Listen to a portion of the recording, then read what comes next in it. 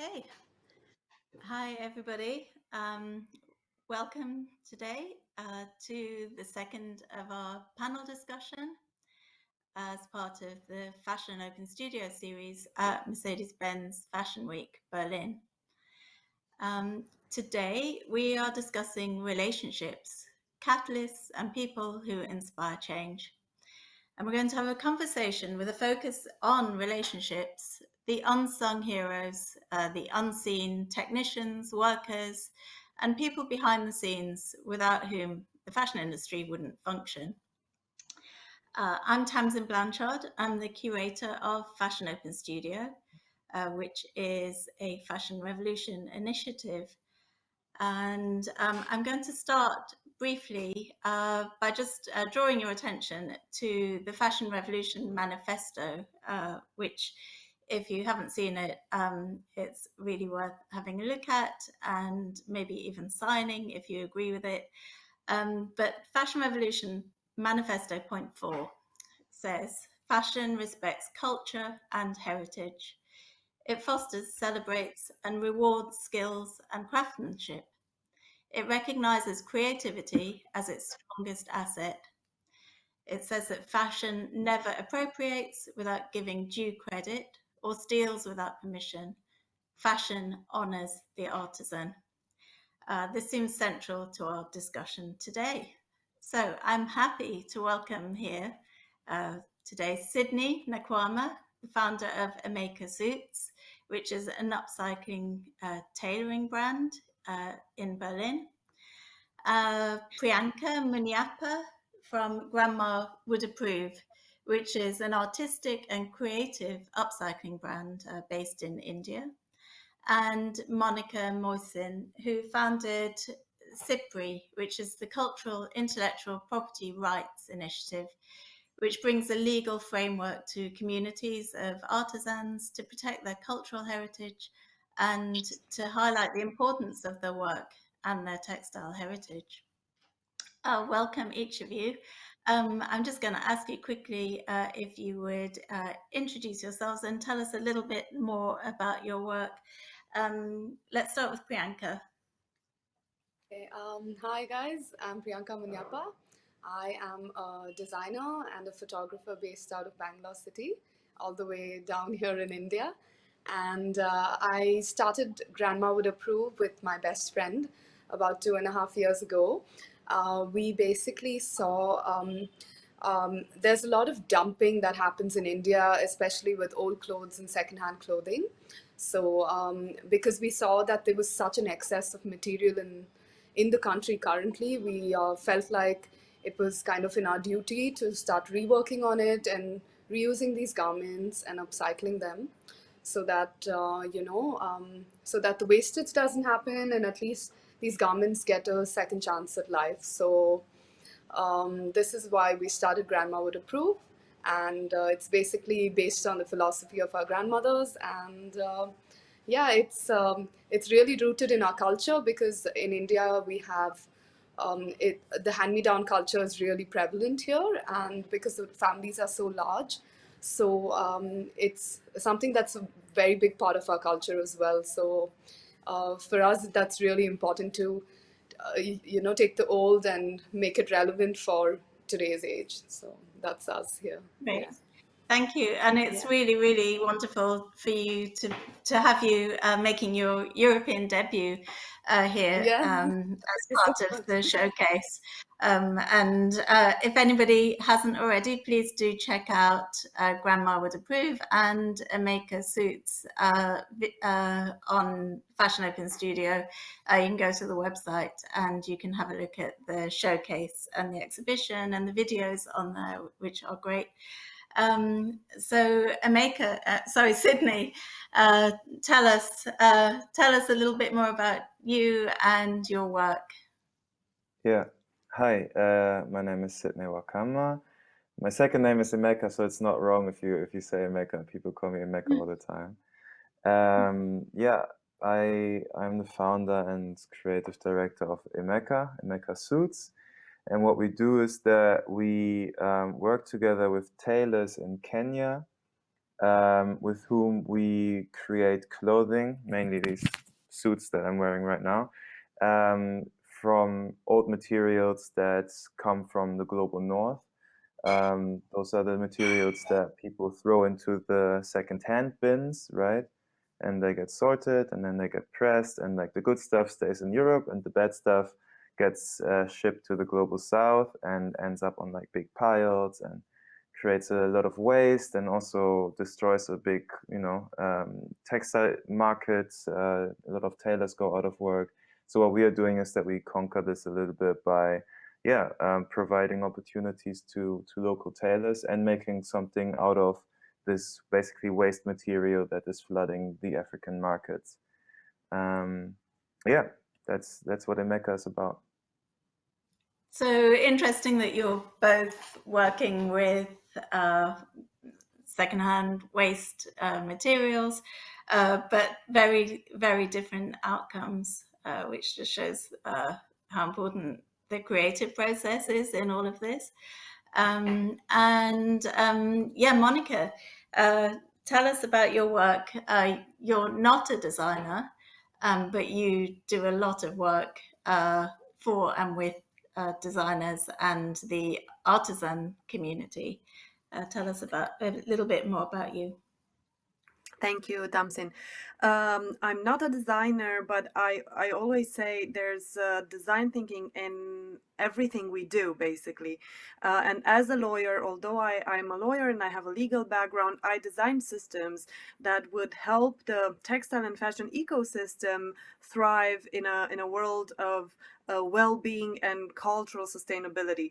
I work with cultural sustainability, and I refer to it as the transmission of traditional knowledge and traditional expressions to future generations, keeping them relevant and contemporary at the same time. So what we do at the Cultural Intellectual Property Rights Initiative, basically, we are a bit of a Robin Hood kind of character.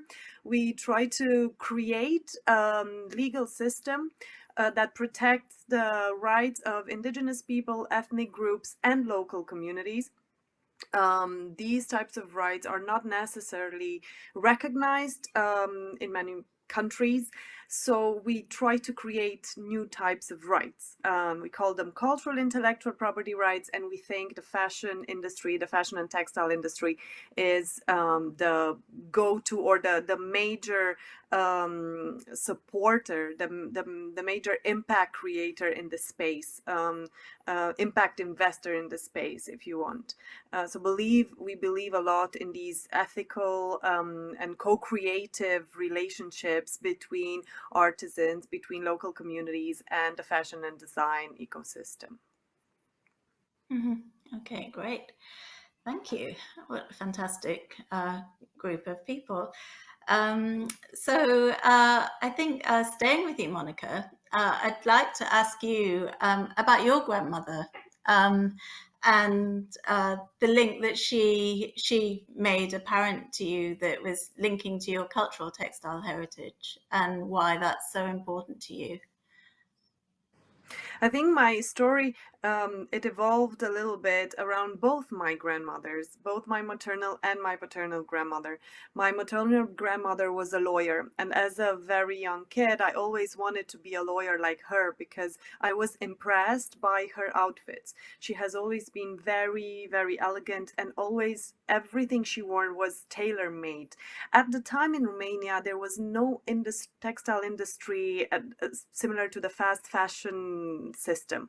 It was very much that everyone that could afford to have more clothes done, they would have a tailor that they would go to, and you could see, these dresses could be enlarged. If you gained a bit of weight, you didn't have to throw them away. You would just adjust. Like, there was always so much design thinking in the tailoring that I got to experience personally when I started working in India, because in India the same system is part of how clothes are made, and I found that amazing, and a connection that I had from my grandmother and carried into my work today. In a way, I ended up calling this sustainability by design. or tailored sustainability in different work that I've been doing. And the other grandmother, she never pursued higher education, but I think she only had 8 classes, and she was very skilled. She did all kinds of things. Like, she was a mini cultural entrepreneur. She did a lot of things, a multi-potentialite to survive, to bring income at home. And textiles, embroidery, and weaving were things that she did firstly for herself. And to me, it was impressive to see the garments that she had to create as she was 15, because it was a sign of coming to age for a woman in our community. These amazing pieces that she always wanted me to analyze, to take out in the fresh air and get them, clean them up when I was there in summer. She wanted me to wear them and to learn how to wear them properly. And she explained to me the different symbols, the colors, why did she wear this, and what it meant. And when I graduated law school and I started working in a legal industry, I realized that what I wanted to do was to work with artisans, and that was not possible. As a lawyer at that time, there was no way you could do that without being seen as a I don't know, someone that won't be very successful in the legal profession. So then I went back to my grandmother's village and I said, I need to find a way. I need to understand what the connection is between law and textile heritage. And that's how, the stories of both my grandmothers came together. So really, I mean, it's really lovely to hear that. Yeah, you're the catalyst for change. Actually, can be very close to you.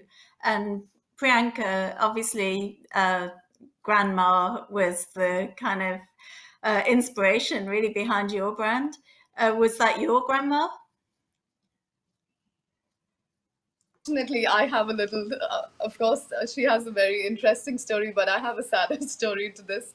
So, both my mother and their father, my father, their moms passed away when they were really young. Like, when my mom has often, she's never met her biological mom, and my dad's mom passed away when he was 3.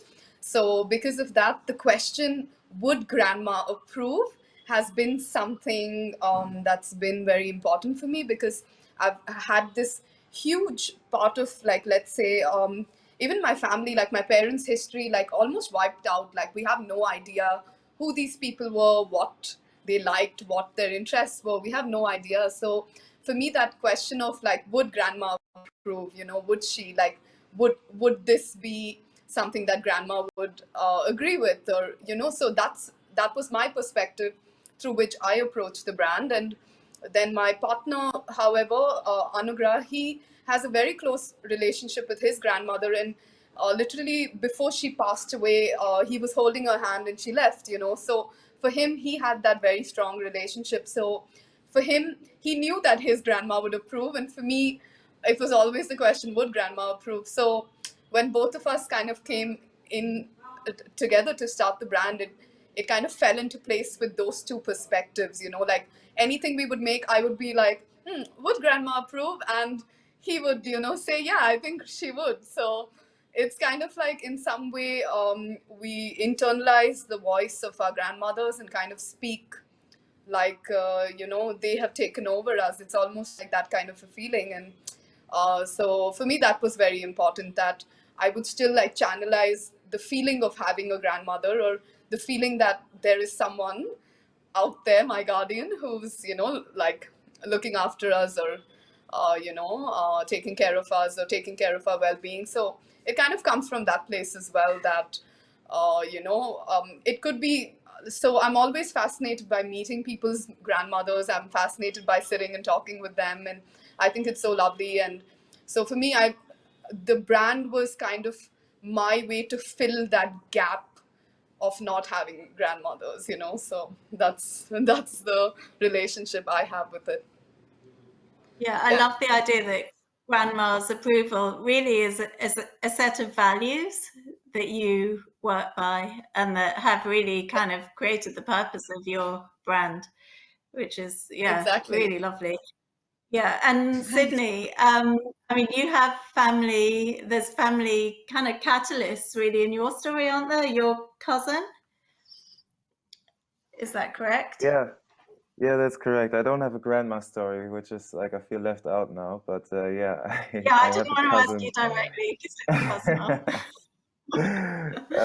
No, but I also had a cool grandma. Like, yeah, my Nigerian grandma. She was a hit. Also a fashion icon. Wow, very loud in her clothing. Very loud. But yeah, about my cousin. I think you were referring to how my brand started, and yeah, my tie to the African continent, my family in Nigeria.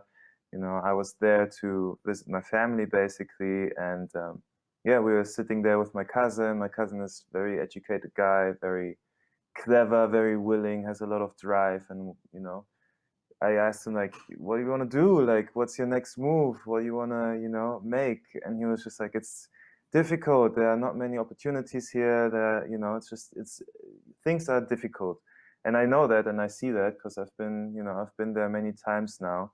Um, so yeah, we came up with the idea of like, okay, if you know if there is so much potential, so many people that want to do stuff, what if we not try to create something that is, you know, based on the continent, that creates opportunities for people to, you know, get work and to make things happen. And yeah, this happened now through clothing, through this brand, and it's beautiful to see how it develops in the sense of like, okay, now we have tailors working there, not in Nigeria but in Kenya. Long story to that, I'm not going to get into that. Mhm. But also from the creative side of things, like I have photographers from Ghana reaching out. I have models from Nigeria asking me to, you know, like I feel there's a very interesting link of like just people being like, oh, this is from here. We can identify with this. This is something we wanna, you know, we wanna do something with. We can get creative with that. And I feel that's exactly the sort of spirit that we wanted to make or wanted to have when we first started this brand. Like, yeah, just an open field of creativity for everyone to kind of like dip in and make something happen. Mhm. And do they help you in terms of just encouragement, in terms of just kind of spurring you on? Because I know how difficult it is, particularly over the last year or so, you know, working on your own brand, just to have somebody, you know, within your network who's saying, yeah, what you're doing is right, it's great, keep going. Totally. I think that's super important. Yeah, to have the feeling of community, to have a feeling of like, oh, I am being supported, I'm being held. I feel like without that, no one would be able to do anything in this world, no? So I feel Mm.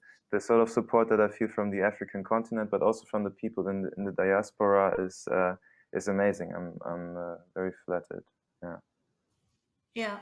And can you tell us a little bit more about the tailors that you work with? Is it a collaborative process? Yeah. So it's a little tailor collective basically in a small town close to Mount Kenya. I got there very randomly. Also, a long story how I got there, but like I got to know them, and I was like, wow, this is amazing. So many talented tailors. I mean, 8 or something, not many, but and they then showed me these markets where all of these second-hand clothes come, and I was like, wow, this is so much stuff. Like, you know, what to do with all of this. And yeah, and then you know, I found this curtain, and I asked them, can you make me a suit out of this curtain? And they made me this killer suit, and that was really the start of it all in a way. And so yeah, it is a collaborative process. I go there every half a year now or something, maybe every year. And I spent 3 months there early this year, and I just work with them. I'm there every day. I'm with them cutting fabrics, you know, putting things together, seeing what works, what doesn't work, you know.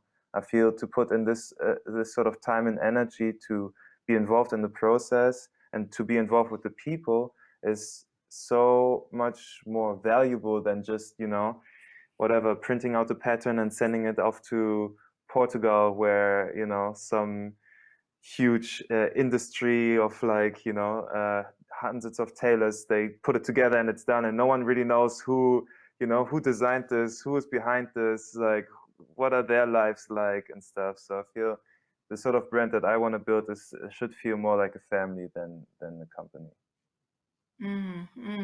I think this really must have resonance for you, Priyanka. You work very closely with the tailor. You have one head tailor who you work with who looks like Yeah. a technical wizard. Can you tell us about him? Yeah, sure. So my team currently we just employed our third tailor, so we just expanded slightly. And so my main head tailor, his name is Karthik, and basically what had happened was about 5 years ago, my elder brother had actually started the design studio in my ground floor in my basement, and Karthik used to be, but when he was working with him, he was just a junior tailor. He didn't have that much experience. He was still just he was doing more of the basic work. And what happened was he ended up getting an opportunity to go to Singapore for 2 years and work as a supervisor in a factory there. So in Singapore, he kind of got that exposure that he needed, you know, the international exposure of what really the market wants, the quality required, and everything. So when I decided to start my brand and I contacted him, he was that much more experienced 2 3 years later. So when I finally wanted to start my brand, he immediately came on board, because when I told him that my idea was reconstruction, he understood it, because he said that in Singapore a lot of people do reconstruction there. So it didn't take much for him to understand what I was speaking about. And basically, the first thing that my partner and me did when we started the brand was we took clothes from our closets. We kind of emptied out our closets and we saw, you know, what are the vintage clothes that we have collected over time. So those were the first garments that were cut up and used. So during that time, I could just see him getting so excited, because he was like, what is happening internationally? He couldn't believe that we were kind of doing this in Bangalore, and that we was like starting reconstruction here, because especially in India, reconstruction is not much, like a lot of people don't get into it. And I think maybe even Grandma would approve is one of the first few brands that are doing reconstruction properly. So that way he was very interested. And you know, he told me he because he's only traditionally been trained as a tailor, he never knew pattern making, and he would look at his supervisor and he would, you know, have lunch with his pattern master in the factory to kind of learn some tricks and trades and, you know, learn how to do it. So for me that's very inspiring, because he's self-taught, and it's so amazing that through his experience as a tailor and through his experience of working in a factory, he still moved past his own fears and kind of learned pattern making. And especially when he came and started working for me, I told him that in Grandma Would Approve, I don't want to make anything that's already been made, that I want to challenge that, and that I want to make something completely new and kind of make experimental patterns. So for him, he's a very excited individual. He's full of life. He's a small man, but packed with a whole lot of energy, and he's just so adorable. He's like family. I've known him for about 7 years now outside the brand, and he's really amazing. And with him, he always tells me that it seems that the ideas that I have in my head, he knows that he can execute them. So he's always excited, you know, to see what I come out with next, because he's like, okay, can we try this, can we try this? So there's a lot of like creative freedom. He gets to pick, you know, like he gets to give me his suggestions. So it's a very collaborative space. And especially with my tailors, I don't consider myself to be a boss. Rather, like for me, I need to know what their opinion is. I need to know what they think. I want them to have the creative freedom as well to create something. So apart from the reconstructed garments, we also do restoration of vintage garments. So for all of those, I always give them creative freedom. I tell them, okay, can you show me what you can do? Can you surprise me? You know, so these kind of things, they make them, you know, they challenge them to be more creative and to bring out their own design sense. So like over this period of time now, I don't even sometimes have to give them color combinations. They themselves put it together, or they themselves draw out a pattern or a design. So that way, I feel like they are an extension of me. I'm an extension of them. We're all kind of, like intertwined. Everything's intertwined, and it's a really nice collaborative space. And there's no space to get bored, because every piece is different, every piece is unique. So even for the tailor, that saturation is not happening, where they're not saturated with the same kind of work that, it feels depressing after a while to do the same kind of work. So I can keep them creatively engaged by constantly making new stuff, different kinds of things, experimental. So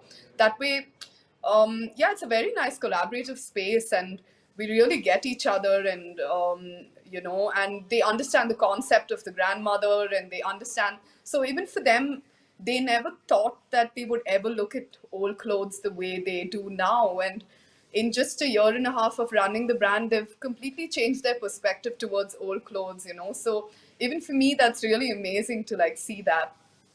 Yeah. Sounds as though, So this yeah, is kind of, you're all catalysts yeah, for each other in a way. yeah. Monica, this must be really interesting for you, because I think what both Emeka and Grandma are doing is absolutely valuing their artisans, honouring their cultural textile heritage, everything that brands in an ideal world should be doing. But you work a lot as well with designers and brands who aren't doing that. And I'm wondering what happens, what have you seen happening when a designer doesn't value those things and in fact doesn't even acknowledge their existence? What happens when those relationships are lost? Well, in fact, I haven't been working directly with designers that don't do or don't want to do that, because usually when what I do is I design benefit sharing strategies and models, business models that are based on honoring the artisans or the craft custodians, the communities, and ensuring that a fair and ethical exchange takes place. We also look at the design process, for example, with the Cultural Sustainability Academy that we launched earlier this year at the by CIPRI. We have a fully integrated and holistic program educating stakeholders in the fashion industry, designers, creative directors, CEOs of different brands, what to take into account when approaching or when creating any kind of product, not necessarily working with a community, but maybe something that is inspired from a community. But what I've been working with is on creating responses to abusive behavior in the fashion industry. For example, when a big fashion company has copied traditional design of the Oma ethnic group in Laos, a one-on-one digitally printed copy of the originally embroidered design, together with our partners at the Traditional Arts and Ethnology Center in Laos, we created a response, and that response was a database of traditional designs that the Oma ethnic group of Nanam village in Laos are custodians of, and that represents a first step for them for two purposes. One, for them to have a collection of their designs and be able to build upon that collection and also transmit this knowledge to the new generations, and have the community involved with technology as well, which is important so that we don't leave anyone behind in this process of global digitalization. And second, it represents an invitation to designers to collaborate with the Oma, to use these techniques, to use their designs, but in collaboration, in co-design. And there's a framework that the database approves of, or like that the database promotes, and that the OMA also agreed to work within. And this is the 3Cs rule that we created at CIPRI, and the 3Cs framework that we try to promote in the fashion industry as a baseline, as a guideline, if Can you you tell want. us the 3Cs? Absolutely. So they stand for consent, credit, and compensation.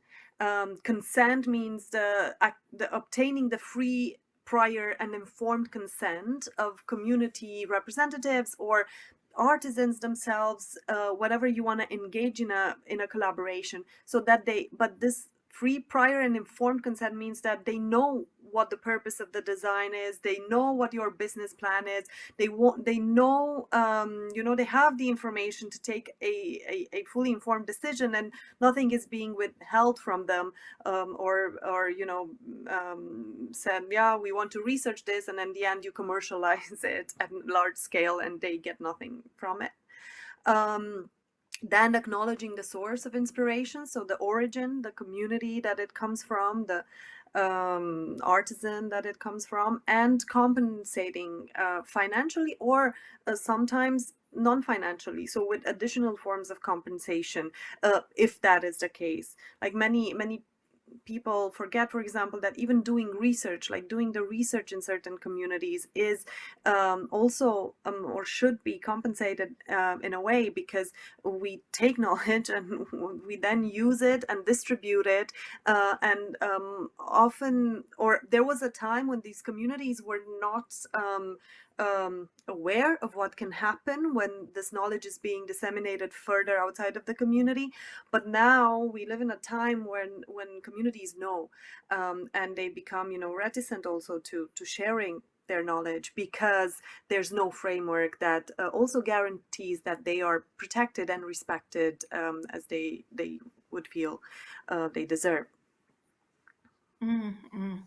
Yeah, no, it's so important. And are you optimistic now that communities can feel protected and can get their rightful compensation for their work and for the work that their communities have done for centuries?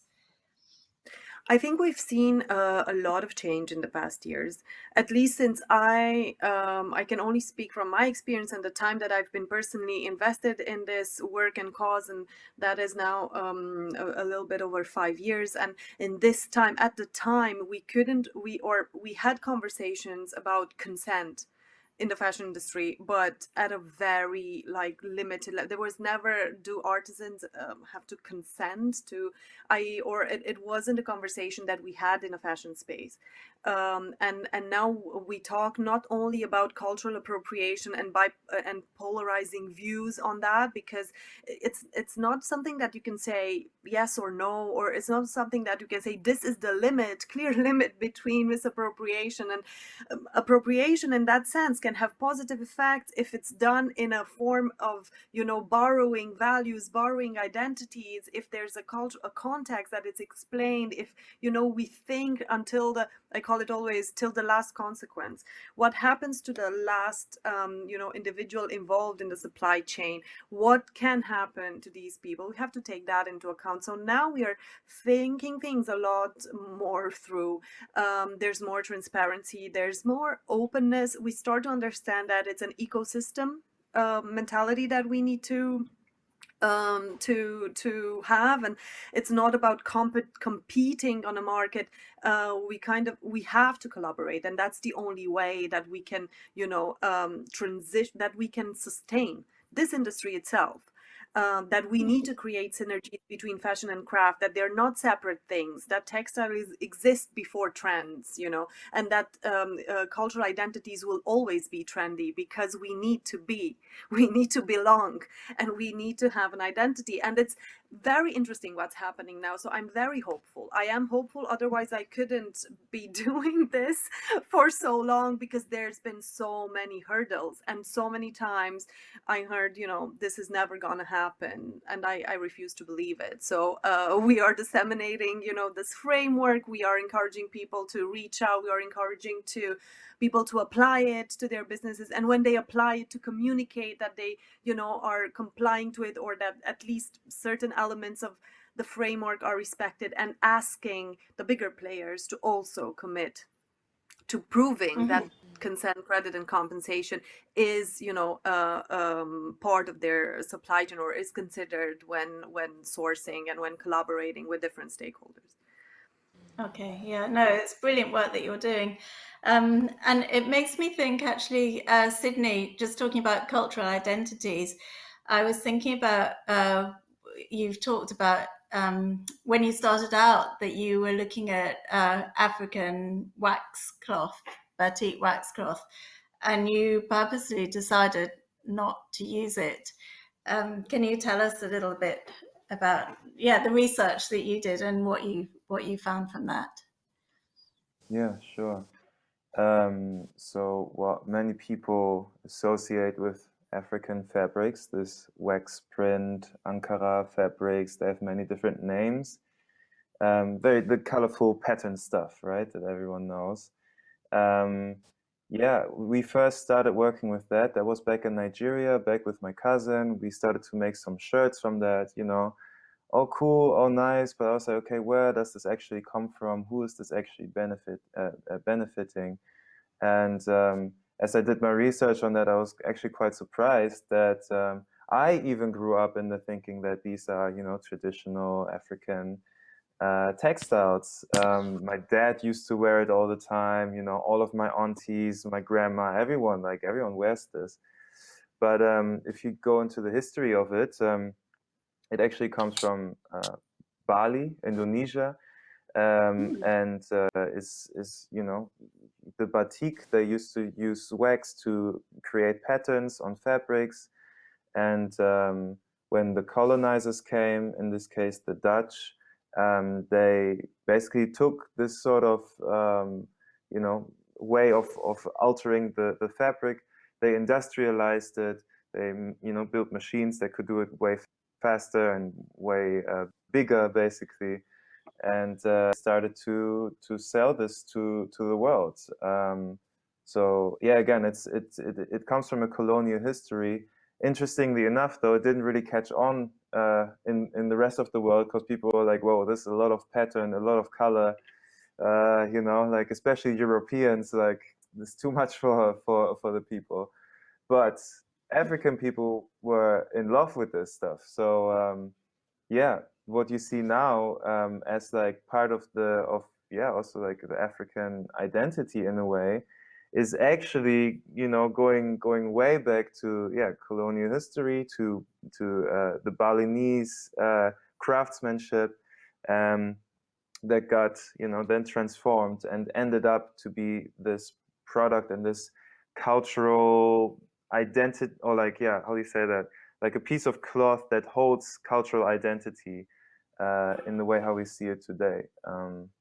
I find it quite interesting, but again, for me and what I wanted to do with this brand, it was simply not suitable, because I don't like no African communities actually benefiting from this. Like all of the big wax print brands and companies are Dutch, so it's like you know, yeah. Mm-hmm. Yeah, no, super interesting. And now your supply chain actually still kind of relies on waste fabrics and stuff that's dumped from the global north. So you're kind of creating a new cultural identity using those discarded fabrics.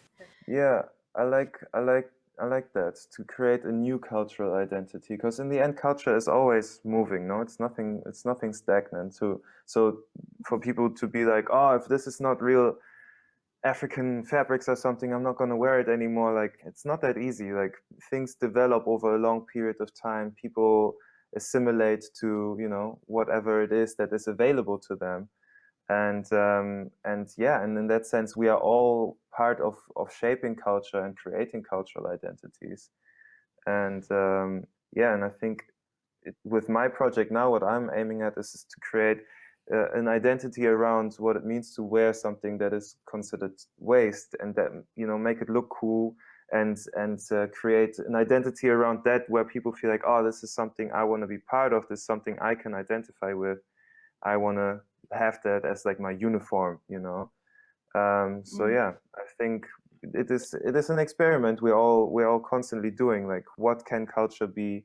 what are the stories that we tell each other, and how do we implement them into our lives, into our habits, into our style. Yeah, no, for sure. And I think that's really exciting about, a new way of expressing yourself through clothes. I just want to say, if anybody has any questions, please do put them in the question box and we'll get to them at the end. Priyanka, I just wanted to move on to you and just ask you a little bit more about the other people that you work with and your relationship with Anugrah and how you found each other and how you work together.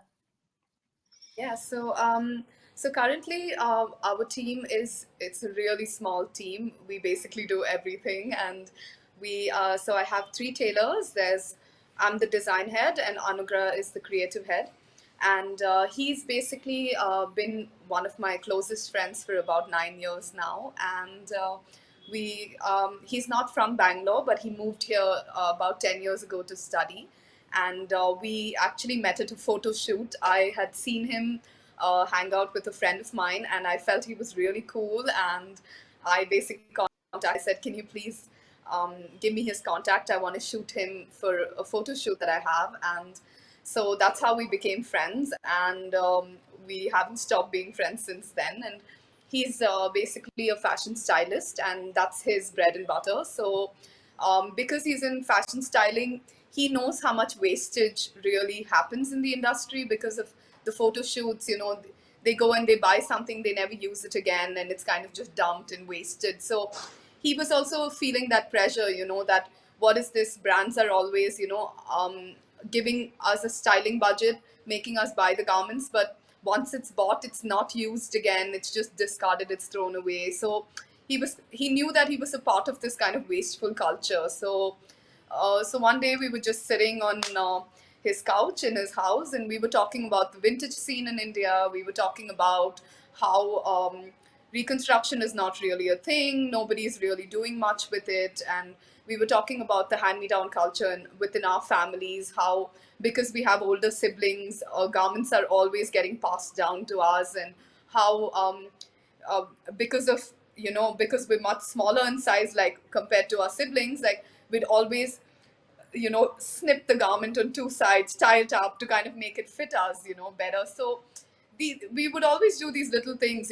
like my mother would give me her saris to make a birthday dress out of it instead of going out and buying something. So these kind of little things were always happening within our own lives. So when we finally decided, to start the brand, it all just it was divine timing, really, and it all just came together perfectly. And it was like, okay, the test of the 9-year friendship was there, and he's a stylist, I'm a designer. We know people in the industry, we know the photographers, we know the models, we know everybody. Basically, all our friends are leading the scene right now, like whether they are in marketing or whether they're in production or anything. Like all of our friends are kind of running the show. So we, especially in terms of community, we know our community. We're very well aware of who is who, and who is doing what. So even when we came on and we started the brand, it was immediately kind of absorbed in by the crowd, because they immediately just got it. And it was as though India was waiting for grandma would approve when we came out. And they really absorbed us in like that, and we were really happy to see that that stigma around we could start changing it, and that we could change that narrative as well. And so the thing is about so one of my main vendors, his name is Tahir, and the thing is about 10 years ago I stumbled upon his secondhand store, and he himself didn't know that they were vintage garments in his store. He just assumed that they were just secondhand clothes. So um, while I was studying in college, whatever they would teach us in college about garments through the ages, I would go and find the same garments in his shop, like something with the same kind of silhouette. So basically I started teaching my vendor how to identify vintage clothes, based on construction, based on print, color, buttons, different kinds of elements. So even if I wouldn't be there, he would send me a message with a photograph and say, hey, is this your style? Is this your style? So over a period of time, over these 10 years, I've been teaching my vendor how to identify vintage and vintage garments. So over the period of time, initially he used to feel my vendor used to feel kind of feel like, oh, I'm not really having a respectable job, all my friends are doing something better, I just have a secondhand clothing shop, like, is it even something that's valid, is it even good? But then I came into his life and I changed that perspective for him, and I showed him that there are actually like beautiful pieces with him, like amazing pieces, and that, even when I told him I wanted to start the brand, he was so encouraging of that. He immediately said, yes, let me help you with anything you need. So in fact, he's not only my vendor, he helps me with all my supplies, all my stitching supplies, everything. Like, I just have to give him a list, he gets it done for me, and he's basically been helping me set up the business and all the back end work. He's been helping me, and he's not only my vendor, he's a friend as well, and he's made me meet his whole family, and he has invited me over for food. And so anytime I make a new garment, I always share it with him, and he shares it with his whole family. They have like a huge family of like 40 people. So he shares it with everybody and says, oh, see what Priyanka has made with our clothes from our shop. So even for him, it's a matter of pride now, even for him, because it was his garments from his store that were used to make that collection for Berlin. So for him, it's a matter of pride, because he would have never imagined that those clothes that were just lying there would get converted into something beautiful and get made into something and actually have an international debut. Like, so this is that collaborative space, and this is And that, I like, think like every, I think sorry, increasingly, what? sorry to cut you off. I think increasingly these relationships are really going to be important to nurture.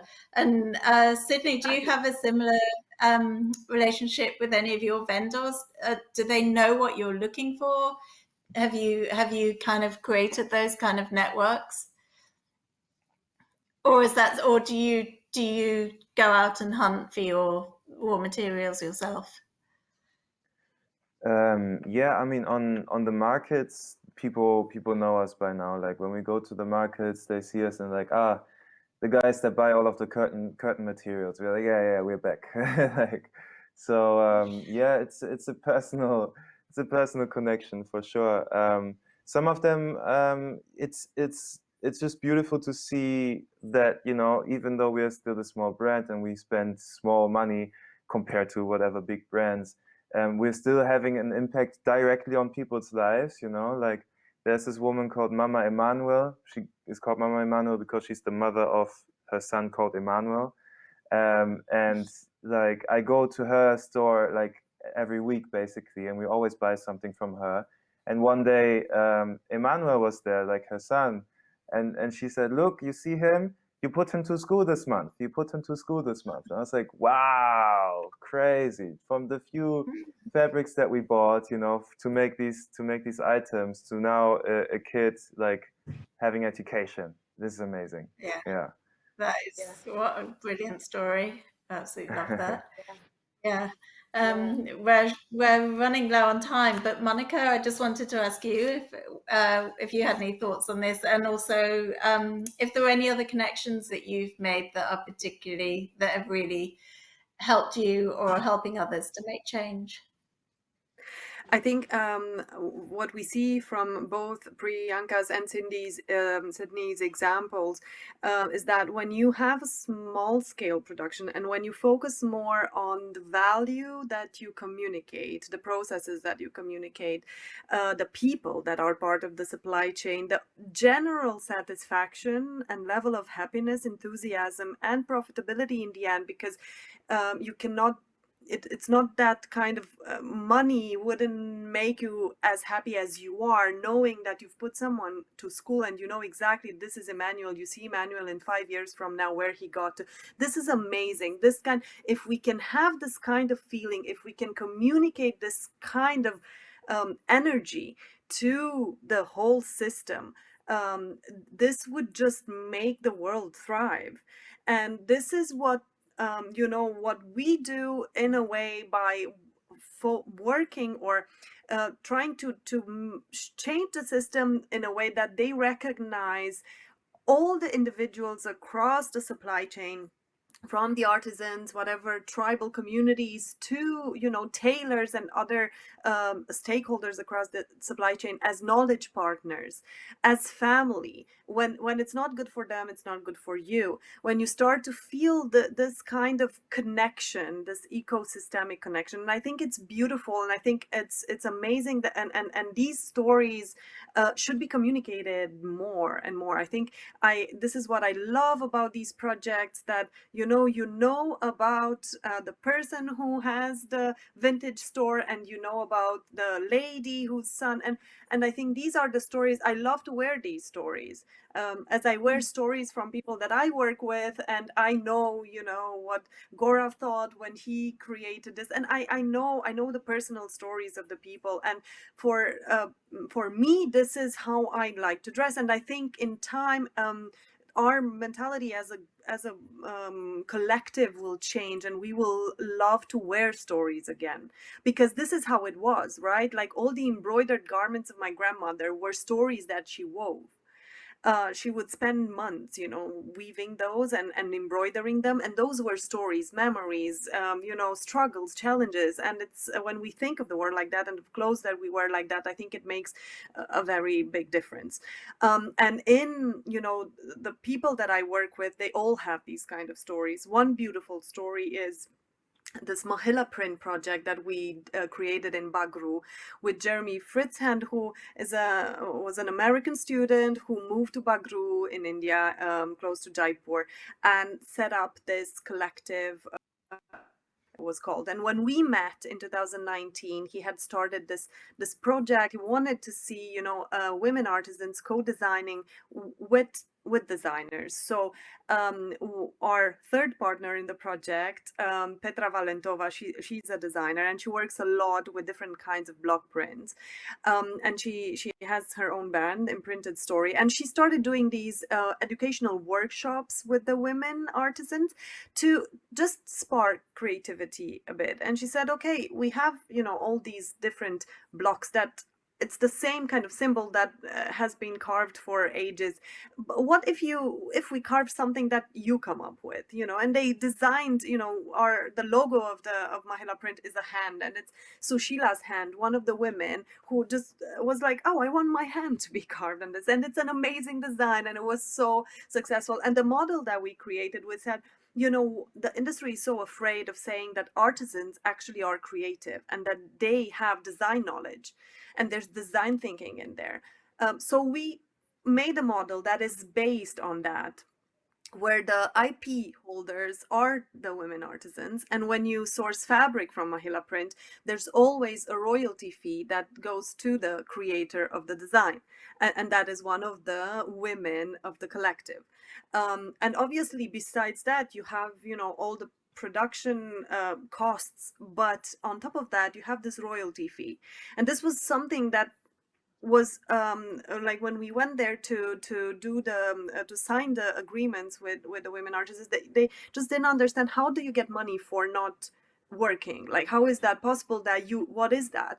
And that was like, because you create. And I said, but it was so fun to create the first design. That workshop was so fun. And we're like, yes, you get paid for that fun, because that fun was creativity, and that was your work and your creative spirit put into, and it's about explaining concepts that we work in the tech industry with, and in a fashion, and it's all IP rights everywhere, but not everyone really understands what those are.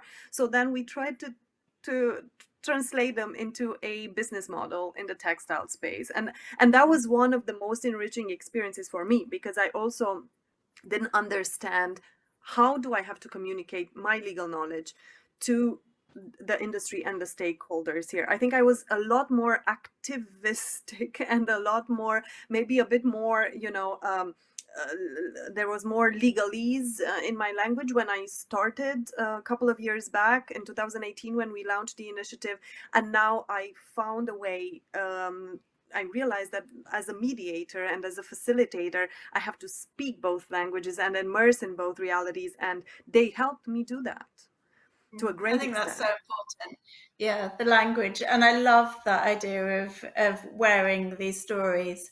I just think that's, you know, once you once you know the story of the clothes that you're wearing, you respect those clothes, you feel proud of wearing them, you respect each other, you understand who made your clothes. I mean, there begins the change, and I think that is really wonderful. I'm just Priyanka, we're really running low on time, but go on. No, go on. No, I just wanted to say that, if we imagine the informal sector of secondhand clothing industry to be like a mycelium network, nobody actually realizes that these people know everybody in that network, and that it's like my one vendor knows 50 other vendors in India, and it's a huge network. So what we often don't realize is that even though these people are in the back end, they are actually the ones that are kind of running the show, or rather even keeping those connections going, so I just wanted to add that point, that I do see the informal sector almost like a mycelium network, the importance of it to be like that, so interconnected, and it's how do you say, it's so complete and it's so full, and if you give these people that time, energy, and importance and friendship, then they will do anything for you, and they'll always be there for you, so this is just something I wanted to say and add as Oh, well. I love that. And I think actually that's a really wonderful note to end on. Yeah, I love the idea of mycelium networks. And thank you, Priyanka and Sydney and Monica, for Thank you sharing so your much. mycelium networks with us today. And look forward to seeing more of your work in the future. Thank you. Yes, thank you so Thanks. much. Yeah, Thank thanks you. for joining Thank you. everybody. Bye. Bye. Bye.